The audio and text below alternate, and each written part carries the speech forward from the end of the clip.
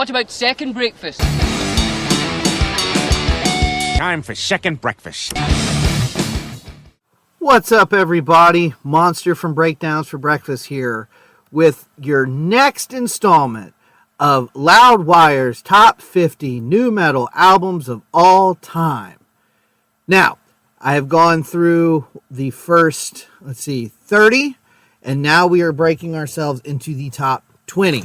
Now, this was, again, I've said this at the beginning of every episode. If you are not starting at the beginning, you're a weird person.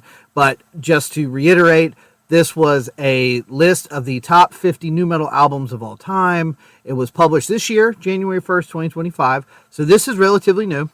And just like I said I would do at the beginning of each episode, I'm going to remind you of what I think the top 5 will be, or at the very least 5 that I think will be in the top 10. That's Korn, Follow the Leader, Limp Bizkit, Significant Other, System of a Down, Toxicity, Deftones, White Pony, and Linkin Park, Hybrid Theory. Now, we are getting ready to get into the top 20, and I would like to say that so far, I'm doing pretty good, because none of these albums have come up, but I guarantee they will. I would bet a lot of money that those will show up. So far, I think I'm doing pretty well. So, let's keep on rolling, baby. We already did that album. Okay, so we ended last week at number 21 with The Fundamental Elements of Southtown by POD. We are starting today, number 20, Infest by Papa Roach. Now, absolutely, this is another one of those albums that you could make an argument to be in the top 10. I remember hearing Last Resort on a sampler CD. I've talked about these sampler CDs a bunch. They were called Monitor This. I'm not sure why the record exchange that I went to all the time in my hometown had the newest one of these every day or every time they came out, but I probably had 20 of them. And that's the first place I heard a ton of these bands, because they would release a single. It would go to that before the album came out. So I remember hearing Last Resort on that and telling my friends and being like, guys, this band is going to blow up. And everybody told me the same thing. A band called Papa Roach is not a mainstream band. And they were all wrong, because to this day, Papa Roach is still a huge mainstream band. And it all started on this album. Now, I mean, every one of these songs is a hit. You've got Blood Brothers, you got Binge, you've got Broken Home. There's a lot of really good songs on this album. It's definitely more rap rock than eventually they what's funny about Papa Roach's discography is they sort of did this weird thing where they were very rap rock, a little bit of reggae influence, and then they went a lot more straight rock, straight alternative rock, alternative metal. And within the past couple years have actually gotten a little bit more rap rock in nu metal. So I've actually still really enjoy a lot of Papa Roach's newer stuff. I don't remember the album. It might have been called Ego Trip, but the album that has the song Ego Trip, I thought was a great album. That came out just within the past probably 5-6 years. But yeah, Infest is gnarly. It's a really good album. I think Dead Cell might be my favorite Papa Roach song. It's probably my favorite song off of this album. So yeah, Infest for sure. That's a really good nu metal album. Number 19. Ooh. Kid Rock, Devil Without a Cause. Now, I will admit that I had this album when it came out. I loved this album when it came out. I think out of a lot of the albums that have been on this list so far, this one may have aged pretty poorly, comparatively speaking. I don't think it's a bad album, but I hesitate to call it nu metal. I mean, I guess you have to, but it's also one of those albums where it's just an artist that's kind of mixing rap with rock, with country, with hip hop, and it's a little all over the place. Now, if you're a fan of Kid Rock, you know, whatever. I know a lot of people don't like his politics, and that's fine. But I do find it very interesting that he really kind of blew up on the spot with this album. Songs like Ball with the Ball, Bull God, Cowboy. But now I don't think a lot of people even know those songs. They hear the song with him and Sheryl Crow.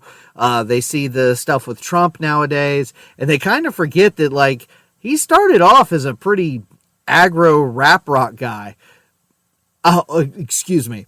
He started off as a wannabe rapper and tried his hand at that, and it was a little bit uncomfortable. This was the first time he had mainstream success. But, like I said, say what you will about Kid Rock. I did have that album. I did like that album. It's been a long time since I've listened to it. I don't know if I would like it as much now as I did when I was 14 or whatever when it came out. But, that's pretty high up there.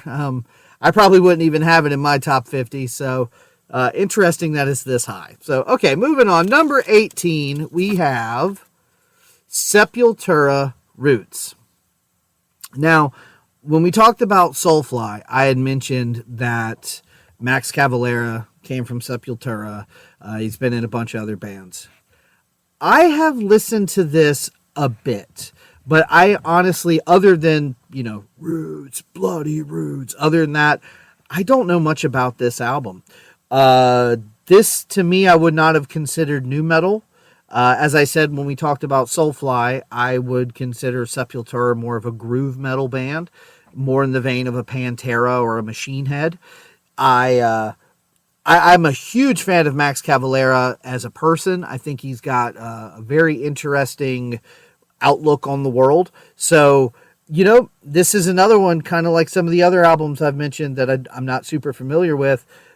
I know I've listened to at least bits and pieces of it. If this is something I'm missing out on, you guys tell me. breakdownsbreakfast@gmail.com. Leave a comment on this episode. Let me know. Do I need to do a deep dive on Sepultura? Am I missing out on something here? As it stands, I don't know much about it, but I know they've got a pretty big following. They're still around, different vocalists now. At least I think they're still around. They were around up until just a few years ago, but I know Max Cavalera doesn't have anything to do with them anymore. So, anyway, moving on. 17. There we go. Deftones, Around the Fur. As I said before, this is my favorite Deftones album. Actually, features Max Cavalera on a song, which I believe is called Soulfly, now that I think about it. Or, no, he just screams something about Soulfly, fly high in the chorus. But no, I think the first Deftones song I ever heard was Be Quiet and Drive. And I really liked that song. I liked the driving nature of those big chords in the verse. Chino's voice for me, I kind of go back and forth. Like, for example, his voice on a song like Be Quiet and Drive, I really like. Because it's clean and it's full. I'm a little less into it when he's doing that, like, almost sounds like he's singing through a telephone thing. Sometimes it works, like on Around the Fur, the opening track on this album. First of all, one of the greatest guitar riffs in all of NuMetal. I love that riff. One of the first, NuMetal riffs I wanted to learn on guitar. But, the vocal choices that Chino makes are kind of always sort of interesting. But, yeah, this is a really, really good album. I think it's called Died the Flu. Maybe that's the one. Oh, gosh. See, it's so hard when I don't have it in front of me. Mascara, that's a really good song on here. There's a lot. I really like Abe Cunningham's drum tone on this album, too. He's a really solid drummer, but I feel like in their later records where they get a little bit more experimental, he's not as locked in and tight and like funky sounding as he is like on the first three albums. So I really like his drums there. I think this is some of Chino's best vocal performances. I think this album has a lot of good riffs. Very cool album. Like I said, for me, this is peak Deftones. There's a bell curve on those first three albums. Adrenaline, I'm getting into it. Around the Fur, I'm loving it. White Pony, I'm getting out of it. So cool to see this one here. So far, this is the first one that I'm like, man, God, I know I love that album. I need to go back and listen to it some more. So, yeah, number 17, Deftones, Around the Fur. I still don't think we're done with Deftones. I think we're going to get one more in a little while. All right, number 16, System of a Down, Mesmerize. Now, I'm going to be honest with you. I don't know this one. My System of a Down knowledge. Okay, so I'll just be real with you. System of a Down is one of those bands that I never really got. Like, I remember hearing Sugar from the first album and liking it. And then there was one or two other songs off of that album that I liked as well. I think there's a song called Sweet Pea, maybe. Yeah, so I remember thinking like, okay, this is cool. It's wacky. I kind of got to be in the mood for it. And then when Toxicity came out, they just blew up. And, that album was massive. So I bought that one. And after that, I know Hypnotize, Mesmerize, I think they came out at the same time. It was almost like a double album thing. I never listened to either one of them. I know they had that one song, Everybody's Going to the Party. I'm going to guess that's on this album because that was a pretty big mainstream hit. But no, I don't know. System of a Down is a very talented band. I think Serge and Darren, the main vocalist, they have a very strong opinion on world politics that they, obviously researched and are very passionate about. A lot of it goes over my head. I don't know. We'll talk more about System of a Down because we're not done with them. I guarantee Toxicity is on its way. I have a teeny bit more to say about that album because I'm more familiar with it. But sure, if you think this belongs this high, I'm cool with that. I know they're very popular. Not for me. Yeah, so moving on. Number 15, Korn, Issues.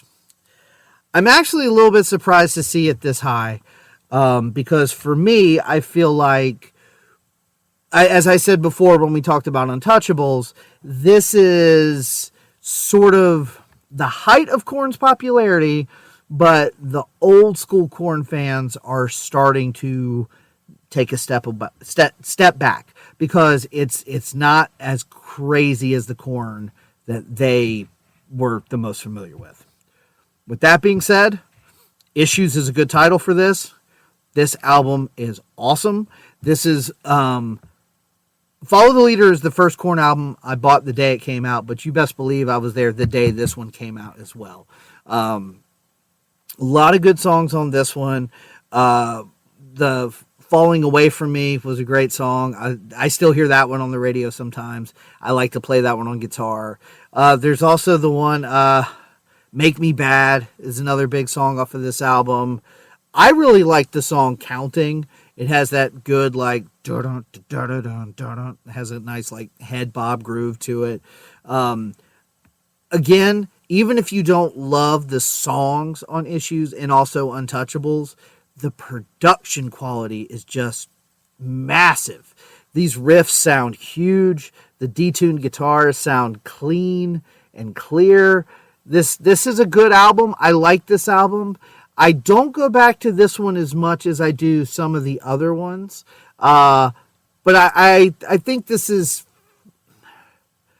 I don't know. I still feel like the first three are kind of like the classic Korn. And I even had friends, I remember back when Follow the Leader came out, people didn't dig it because Life is Peachy was just so raw and nasty that Follow the Leader was too, like, disco-y and upbeat and fun and poppy. So by the time you get to Issues and Untouchables, people have some complicated feelings when it comes to Korn. I was still all in. I like this album a lot. The music videos on this album are a lot of fun. They put out a DVD not that far after this album. I think it was around the time this album came out, where you, like, clicked around an asylum to find, like, music videos and clips. It was a lot of fun. I missed the home band DVD craze, man. I had so many of those, and it was a lot of fun. So, yeah, okay, there you go. Number 15, Korn, Issues.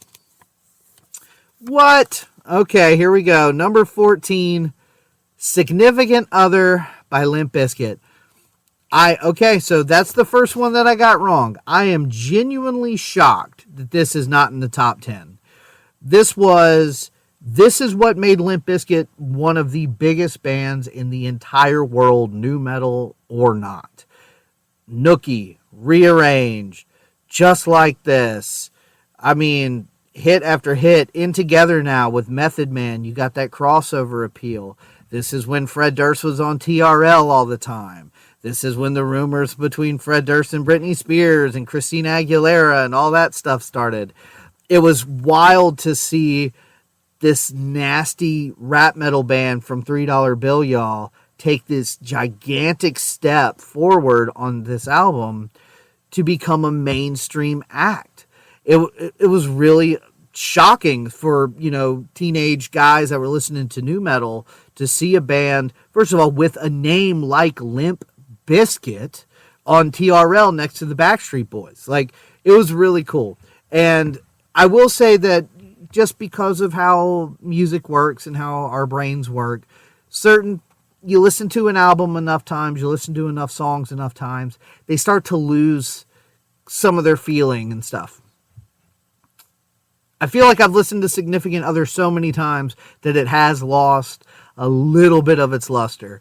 But when I go back and I listen to songs like Trust and the No Sex, the song he does with Jonathan Davis and Scott Weiland, like, there's still some really cool stuff like buried in that album. The deep cuts on that album are better than the singles off of a lot of the albums we've covered.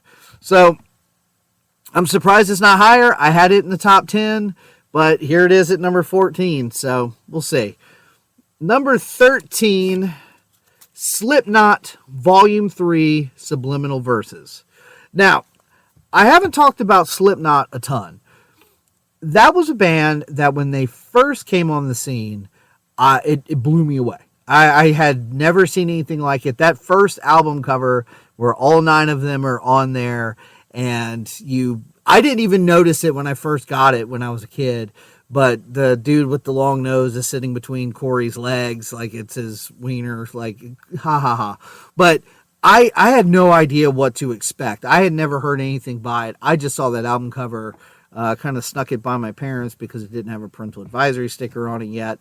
Funny side note, though, when you opened the booklet on that first album, there was a great big section of lyrics that were really, really big that involved a lot of F words and S words and bad words. And my dad said, nope, get rid of this. Give it to somebody. Throw it away. Don't care. You can't have it. Eventually I went back and got it, and I've seen Slipknot live. My dad likes Slipknot songs, a few of them. So anyway, I digress. Volume 3, Subliminal Verses, is the first time Slipknot becomes radio friendly. The first album is super nu metal. There's a bunch of scratching. Corey's almost rapping. The second album, Iowa, is, yes, I guess technically we'll call it nu metal, but it flirts with black metal and death metal. It is brutally heavy. And so this album, it's kind of funny. They went in a more mainstream direction, and what's really funny is there's actually no swearing on the album. For a band that is known for some of its colorful language on those first couple albums and their more recent stuff, it's clean. It's clean. I think there might be one song with 1 or 2 cuss words, but no, there's very little swearing. For whatever reason, the song titles are escaping me, but I know there's 2 or 3. I push my fingers into my eyes, which is, that's a great song. Clown's hit of that barrel in the middle of that song is always good. There's also the song they did, really cool music video. It's shot from like the neck down. They don't have their masks on, but their faces are blurry. And, but that song has a really good riff. Jeez, I don't know why the song titles are escaping me now, but that's a really good album. It's the most, I don't know, by now they've released so much more stuff, but I think at the time this was their most popular, most mainstream and successful album. So I'm not surprised to see it here, but I don't think this is going to be the last time we see Slipknot.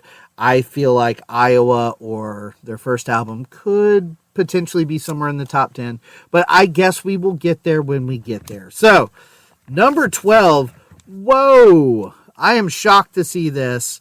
Make Yourself by Incubus.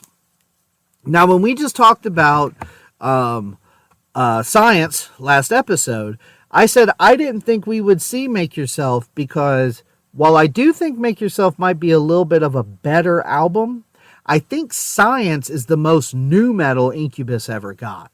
So I'm actually genuinely surprised to see this here. I love this album too. I said Science is my favorite, and I think I'm going to stand by that, but Make Yourself is a very close second. The guitar work on this album is a lot of fun. Mike, I'm just going to say his first name because I can never say his last name right. He's a PRS guy. I love his tone. I love what he's doing. He has a good way of doing like riffs, but then doing these real atmospheric, ethereal kind of guitar licks. Being a 311 fan, I can hear a lot of Tim Mahoney guitar work in some of Mike's stuff.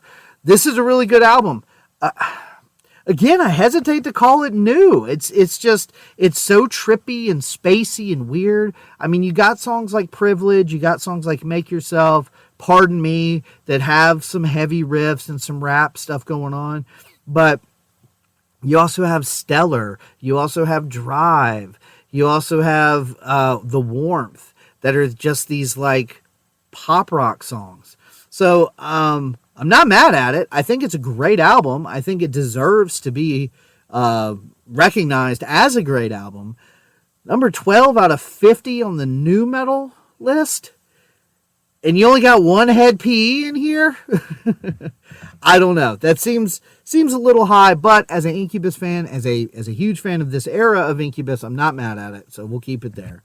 Now, number 11, last one before we get to the top 10, Evanescence, Fallen. No.